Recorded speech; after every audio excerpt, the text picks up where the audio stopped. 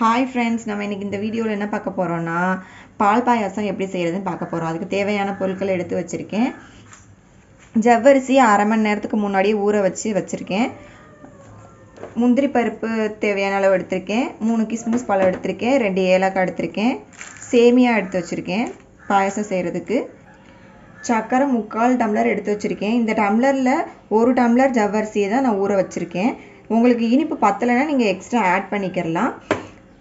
கொஞ்சம் சால்ட் எடுத்து வச்சுருக்கேன். 1/4 லிட்டர் பசும்பாலை காய்ச்சி எடுத்து வச்சுருக்கேன். இந்த பாயாசம் 3 பேர் இல்லை 4 பேர் சாப்பிட்லாம். ஸ்டவ் மேலே குக்கரை வச்சாச்சு. இப்போ அடுப்பு ஆன் பண்ணிக்கிறோம். ஆன் பண்ணியாச்சு. நம்ம ஊற வச்சுருக்கிற இந்த ஜவ்வரிசியை நம்ம குக்கரில் போட்டு வேக வைப்போம். ஒரு 2 விசில் இல்லை 3 விசில் போதும். ஏன்னா நம்ம ஆல்ரெடி ஊற வச்சுருக்கிறனால 2 விசில் இல்லைன்னா 3 விசில்லே நல்லா வெந்துடும். தண்ணி நீங்கள் பார்த்துக்கோங்க. நான் எக்ஸ்ட்ரா 1 டம்ளர் ஆட் பண்ணியிருக்கேன் ஊற வச்ச தண்ணியோட. அப்போ தான் நல்லா வேகும், இல்லைன்னா கீழே அடி பிடிச்சிரும். ஃபஸ்ட்டு இதை மட்டும் நம்ம நல்லா குக்கரை க்ளோஸ் பண்ணி 2 விசில் இல்லை 3 விசிலுக்கு வேக விடுவோம்.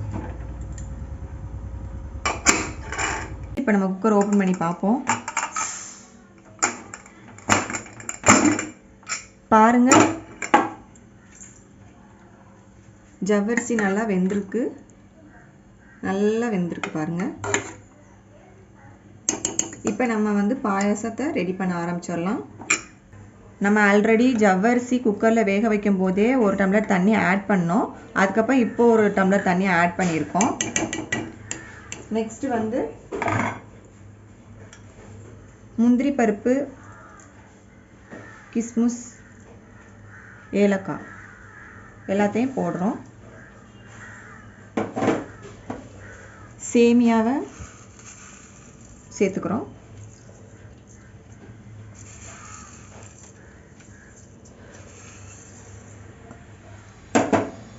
சர்க்கரை சேர்த்துக்கிறோம். சால்ட்டு இவ்வளோ கொஞ்சம் ஒரு பிஞ்சு அளவு போட்டால் போதும், ரொம்ப தேவையில்லை. இதெல்லாம் இது பண்ணி அடுப்பை நல்லா ஸ்பீடாக வச்சுக்கோங்க, இல்லைன்னா மீடியம் ஃப்ளேமில் கூட வச்சுக்கோங்க. ஒரு கொதி வர வரைக்கும், ஏன்னா சேமியா நல்லா வேகணும், ஒரு கொதி வர்ற வரைக்கும் வெயிட் பண்ணுவோம். அப்பப்போ கிண்டி விட்டுட்டே இருங்க, ஏன்னா கீழே அடி பிடிக்காமல் இருக்கும். இல்லைன்னா சேமியா கீழே அடி பிடிக்கும், பாயாசம் நல்லா தெரியாது, டேஸ்ட் மாறிடும். பாருங்கள், கொதிக்க ஆரம்பிச்சிருச்சு. நம்ம இப்போ பாலை சேர்த்துக்கலாம்.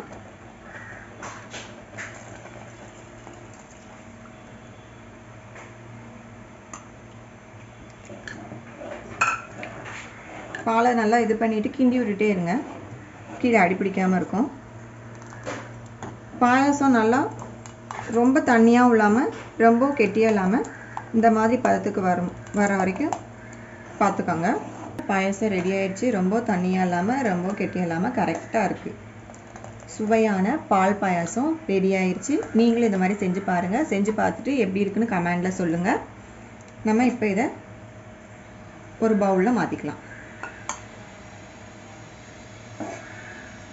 இது சின்ன பிள்ளைங்க பெரியவங்க எல்லாரும் விரும்பி சாப்பிடுவாங்க. ரொம்ப டேஸ்ட்டாக இருக்கும், ரொம்ப ஹெல்த்தியானது. ஏன்னா நம்ம பசும்பால் சேர்த்துருக்கோம், ரொம்ப ஹெல்த்தியானது. செஞ்சு பார்த்துட்டு சொல்லுங்கள். பாயாசம் ரெடி ஆயிடுச்சு ஃப்ரெண்ட்ஸ். இந்த வீடியோ உங்களுக்கு பிடிச்சிருந்தா லைக் பண்ணுங்கள், ஷேர் பண்ணுங்கள், கமெண்ட் பண்ணுங்கள், சப்ஸ்கிரைப் பண்ணுங்கள். மறக்காமல் அந்த பெல் ஐக்கானை கிளிக் பண்ணுங்கள். தேங்க்ஸ் ஃபார் வாட்சிங்.